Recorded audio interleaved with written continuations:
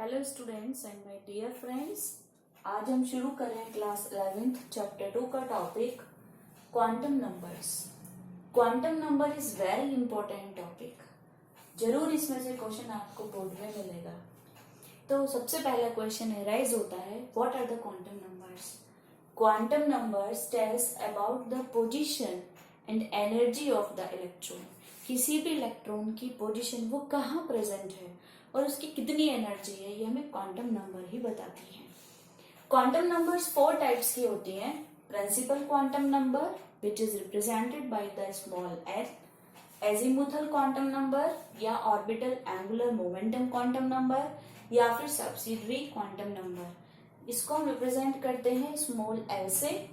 Third quantum number होती है हमारी magnetic orbital quantum number which is represented by the small M, and fourth spin quantum number which is represented by the small s। तो हमारी 4 type की quantum numbers होती हैं। अब एक एक करके मैं आपको इनके बारे में समझाती हूँ। तो सबसे पहले हम चलते हैं प्रिंसिपल क्वांटम नंबर लेकर। तो first quantum number is the principal quantum number. इसको हम रिप्रेजेंट कर रहे हैं स्मॉल एन से। प्रिंसिपल क्वांटम नंबर इलेक्ट्रॉन की एनर्जी और उसके साइज के बारे में बताती है। तो it tells about the size and energy of electron. Electron का क्या साइज है, उसके पास कितनी एनर्जी है, ये हमें मेन क्वांटम नंबर बताती है, यानी कि प्रिंसिपल क्वांटम नंबर बताती है। n is equal to represent 1, 2, 3, 4, k, l, m, n and so on। तो आपने पढ़ा भी है 9th में ये कि जो हमारी प्रिंसिपल क्वांटम नंबर होती है represented by the k, l, m, n shells. तो k हैविंग 1, l जो है वो नंबर 2 सेल को रिप्रेजेंट करता है, m नंबर 3 को, n 4 को, और आगे बढ़ते चले जाते हैं। नंबर हमारा आता है 2 एजीमुथल क्वांटम नंबर, जिसको हम रिप्रेजेंट कर रहे हैं स्मॉल एल से। और एजीमुथल क्वांटम नंबर बताती है हमें 3D shape of the orbital, यानी कि अब ये हमें ऑर्बिटल्स की शेप के बारे में बताएगी। तो हमें क्या बताती है ये एजीमुथल क्वांटम नंबर, क्या बताती है?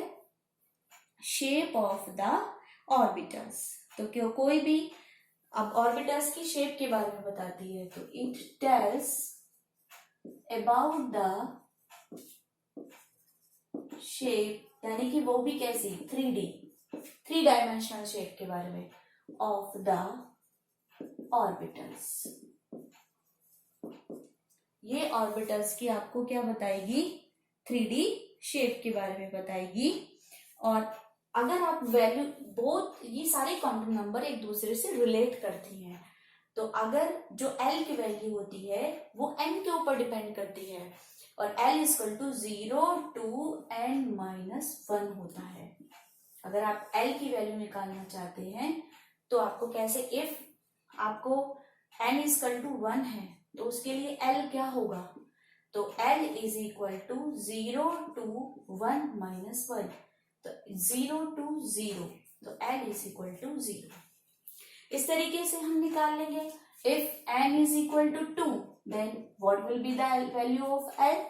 तो फॉर्मूले में रखिए L is equal to 0 to 2-1, तो इक्वल टू 0 to 1, यानी कि 0, 1, L इज इक्वल टू 0 से 1 तक वैल्यू हो जाएंगी। तो इस तरीके से एक दूसरे पर कनेक्ट होते हैं ये। और ये जो हमारा एजीमुथल क्वांटम नंबर है ये हमें सबशेल्स के बारे में नॉलेज देता है। तो ये हमें बताता है सबशेल्स के बारे में। तो हमें कोई पता है कि जो सेल्स होती हैं वो अगेन डिवाइडेड होती हैं सबसेल्स में। तो ये हमें बताएगा S, T, D, F के बारे में। और एक बॉक्स बनाकर एक चीज को अच्छे से लर्न कर लीजिए कि L is equal to 0, 1, 2, 3 represent the S, T, D, F। इसको तो आप अच्छे से याद कर लीजिए बॉक्स बनाकर कि जो एजीमुथल क्वांटम नंबर है वो हमें सबशेल्स के बारे में भी बताती है, क्योंकि शेप जो है 3D शेप वो हमारी डिवाइडेड हो जाती है सब सेल्स में। तो यहाँ पर हमारी जो k एलिमेंट शेल्स हैं वो सब सेल्स में डिवाइडेड हो जाती है और ऐसे मोथर क्वांटम नंबर उसके बारे में हमें बताती है। तो यहाँ पर हमारा L is equal to 0, 1, 2, 3 S P D F। If L is equal to 0 तो ये S सब सेल को रिप्रेजेंट करेगा, if L is equal to 1 तो ये P को करेगा, 2 है L is equal to 2 तो D को करेगा, और 3 है तो ये F को करेगा। ठीक है, तो ये आपको बहुत अच्छे से याद होना चाहिए। तो इस तरीके से आप इनकी वैल्यूज को निकाल सकते हैं। अब हम थर्ड लेकर चलते हैं। ये बॉक्स आपको हमेशा याद होना चाहिए, हमेशा, तभी आप इन क्वांटम नंबर पे बेस्ड न्यूमेरिकल को कर पाएंगे। अब हम चलते हैं थर्ड क्वांटम नंबर पे। थर्ड क्वांटम नंबर है हमारी क्या, मैग्नेटिक क्वांटम नंबर। तो हम अब करते हैं मैग्नेटिक क्वांटम नंबर, जिसको हम रिप्रेजेंट कर रहे हैं m से, स्मॉल m से। और मैग्नेटिक क्वांटम नंबर हमें क्या बताता है, ये बताता है हमें कि इलेक्ट्रॉन ऑर्बिटल्स के अंदर कहाँ प्रेजेंट है।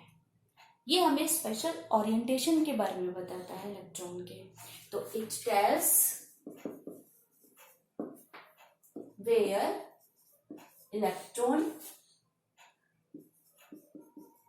लाइज इन ऑर्बिटल, यानी कि ये हमें स्पेशल ओरिएंटेशन, 3D ओरिएंटेशन के बारे में बताता है कि ये जो मैग्नेटिक नंबर है ना, कि कहाँ ऑर्बिटल्स में कहाँ किस जगह पर हमारा इलेक्ट्रॉन प्रेजेंट है। तो m जो है वो किस पर डिपेंड है, m l पर डिपेंड है। तो m is equal to -L2 + L। एक और फॉर्मूला भी है, इसका जरूरत पड़ने पर आप लगा सकते हैं, m is equal to 2L + 1। जहां आपको नीड हो वहां आप लगा सकते हैं, जनरली यही फॉर्मूला लगाएंगे आप। तो m is equal to -L2 + L। तो if L is equal to 1 then m is equal to क्या होगा, तो m इज इक्वल टू -12 + 1, यानी कि ये वैल्यू हो जाएगी हमारी कैसे, हम एक स्केल बनाते हैं, ये 0 है, यहाँ पर हम 0 रख लेते हैं। ठीक है, अब ये हमारा क्या हो जाएगा, ये हमारा माइनस, ये जो है वो -1 है, ये हमारा +1 +2 +3 +4 है ना, ये हमारा -1 -2 -3 -4, ये हमारा ऐसे चलता जा रहा है। तो -2 से +2 ऐसे, -3 से +3 ऐसे, -1 से +1 ऐसे, -4 से +4 ऐसे जाएंगे हम। तो इस तरीके से आपको ये पूरा का पूरा स्केल पता होना चाहिए। अभी मैं एक आपको न्यूमेरिकल करके बताऊंगी। तो ये हमें क्या देते हैं, स्पेशल ओरिएंटेशन के बारे में बताती है मैग्नेटिक क्वांटम नंबर। ठीक है, अब नेक्स्ट हमारा आता है और लास्ट हमारी मैग्नेटिक क्वांटम नंबर है स्पिन क्वांटम नंबर। तो नेक्स्ट हमारी है नंबर 4, स्पिन क्वांटम नंबर,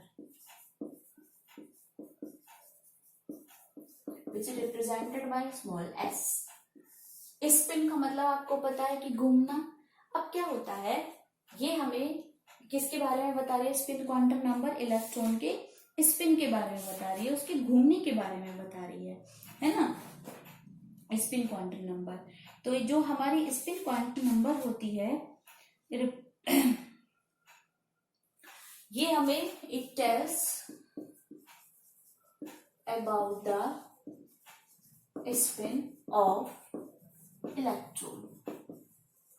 ठीक है, अब क्या होता है आप समझिए, जब इलेक्ट्रॉन, ये हमारा न्यूक्लियस है, ये हमारी के शेल है, ठीक है, अब यहाँ इलेक्ट्रॉन मूव कर रहा है, घूम रहा है। ठीक है, जब इलेक्ट्रॉन किसी भी न्यूक्लियस के अराउंड घूमता है तो वो अपनी स्पिन के अराउंड भी घूमता है ना। इलेक्ट्रॉन जो है वो न्यूक्लियस के अराउंड घूम रहा है ना, तो साथ के साथ वो अपनी स्पिन के अराउंड भी घूम रहा है।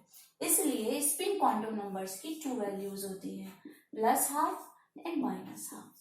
जो +12 होती है वो क्लॉकवाइज डायरेक्शन को रिप्रेजेंट करती है, वो क्लॉकवाइज ओरिएंटेशन के बारे में बता रही है, और जो -12 है वो एंटी क्लॉकवाइज डायरेक्शन के बारे में हमें बताती है। इसको हम प्लस भी कह रहे हैं, इसको हम माइनस कह रहे हैं। इसलिए अब आप कैसे देखेंगे, जैसे फॉर एग्जाम्पल ये आपका है एक ऑर्बिटल है s। अब आपको पता है कि s में मैक्सिमम कितने इलेक्ट्रॉन रह सकते हैं? 2। ये भी आपको पता होना चाहिए। s जो सब शेल है उसमें 2 इलेक्ट्रॉन मैक्सिमम रह सकते हैं। p में 6 इलेक्ट्रॉन मैक्सिमम रह सकते हैं, क्योंकि इसमें केवल एक ऑर्बिटल होता है। इसमें हमारे 3 ऑर्बिटल होते हैं और एक ऑर्बिटल में 2 इलेक्ट्रॉन इजीली रह सकते हैं, एक क्लॉकवाइज और एक एंटी क्लॉकवाइज। s में एक ही ऑर्बिटल है तो केवल 2 इलेक्ट्रॉन रह सकते हैं। और जो ये हमारे हैं डी में हमारे मैक्सिमम 10 इलेक्ट्रॉन रह सकते हैं, क्योंकि उसमें 5 ऑर्बिटल होते हैं और एक ऑर्बिटल में 2 इलेक्ट्रॉन रह सकते हैं। तो 5 में हमारे कितने रह सकते हैं? 10 इलेक्ट्रॉन रह सकते हैं। और जो हमारा एफ ऑर्बिटल होता है उसमें मैक्सिमम 14 इलेक्ट्रॉन रह सकते हैं, क्योंकि उसमें हमारे 7 ऑर्बिटल्स होते हैं। तो एक ऑर्बिटल में 2 इलेक्ट्रॉन, तो 7 ऑर्बिटल में 14 इलेक्ट्रॉन इजीली रह सकते हैं। तो ये भी आपको पता होना चाहिए, ये भी बहुत इंपॉर्टेंट है कि s सबशेल के अंदर 2 इलेक्ट्रॉन रह सकते हैं, क्योंकि उसमें एक ऑर्बिटल होता है। p के अंदर 6 मैक्सिमम इलेक्ट्रॉन रह सकते हैं, क्योंकि उसमें 3 ऑर्बिटल होते हैं। और d के अंदर 10 इलेक्ट्रॉन रह सकते हैं, क्योंकि उसमें 5 ऑर्बिटल होते हैं। और f के अंदर 14 इलेक्ट्रॉन रह सकते हैं, क्योंकि उसमें 7 ऑर्बिटल्स होते हैं। तो मैं आपको एग्जांपल दे रही थी क्लॉकवाइज और एंटी क्लॉकवाइज का। तो यहाँ पर s ऑर्बिटल में लेके चल रही हूँ 1s2 वाला। तो यहाँ पर s में 2 इलेक्ट्रॉन है, तो ये क्लॉकवाइज डायरेक्शन को शो कर रहा है, तो ये माइनस, ये एंटी क्लॉकवाइज डायरेक्शन को शो करता है। तो इस तरीके से आप स्पिन क्वांटम नंबर को भी समझ सकते हैं। अब मैं आपसे अगर कहूं कि आप n इक्वल टू, मैं इसको रफ कर दूं तो आप इसको नोट कर लेना। अब मैं अगर आपसे कहूं कि आप मुझे n इक्वल टू 3 के लिए, n इक्वल टू 3 के लिए आप L, M और S तीनों क्वांटम नंबर की वैल्यूज को निकालिए। तो n, L, M और S। अब यहाँ तो हमें पता है तो 3 है हमारे। अब इनको निकालने के लिए हम फॉर्मूला भी पढ़ के आए, वो अप्लाई कर देंगे। क्या अप्लाई करेंगे? n इक्वल टू 3, तो l equal to 0 to n minus 1, 0 to 3 minus 1, तो 0 to 2, तो 0, 1, 2। ठीक है।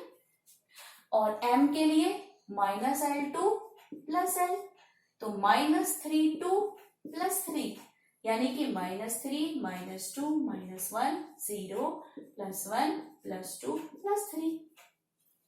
और हमें पता है कि s हर एक वैल्यू के लिए s की 2 वैल्यूज होती है ना। तो हर एक किसी के लिए +12 एंड -12। तो यहां पर हमारा क्या हो जाएगा? -3 2 -L2 प्लस L। तो हमारा क्या हो जाएगा? ये हमारा L हो जाएगा 2, तो -L2 प्लस L, तो हमारा जो L आया वो आया 2। तो यहाँ पर हम इसकी वैल्यूज इस तरीके से -3 2, तो हर किसी की वैल्यूज जो होती हैं वो हमारी होती हैं कितनी? 2 वैल्यूज होती हैं। तो इसके लिए हम ऐसे न निकाल के इसको अलग से निकालते हैं, ऐसे मत निकालिए आप, हम अलग से निकालते हैं। जैसे कि 0 के लिए इफ L इक्वल टू 0 तो M इक्वल टू 0 ये है, तो -1 0 +1 अलग अलग डिजिट की निकालिए तो ज्यादा आएंगी। और 2 के लिए है तो -2 -1 0 +1 +2। अब आपकी वैल्यूज ऐसे बढ़ जाएंगी, तो आप इस तरीके से निकालिएगा, वो सही नहीं था, ऐसे निकालिएगा। 1 2 3 4 5 6 7 8 9 10, तो टोटल हमारी ये +12, ये -12, +12 -12, या आप इसको ऐसे भी लिख सकते हैं, दोनों तरीके से लिख सकते हैं। तो ये हमारी टोटल इस तरीके से वैल्यूज आ जाएंगी। तो आप ऐसे निकालिएगा 0 की, फिर जैसे आप n इक्वल टू 3 है तो L इक्वल टू 0 2 एक कम हो गया 0 1 2, तो m की वैल्यू L के ऊपर डिपेंड है ना, तो 0 की 0, 1 की -1 0 +1, क्योंकि -L2 प्लस L होती है, और 2 के लिए -2 2 +2।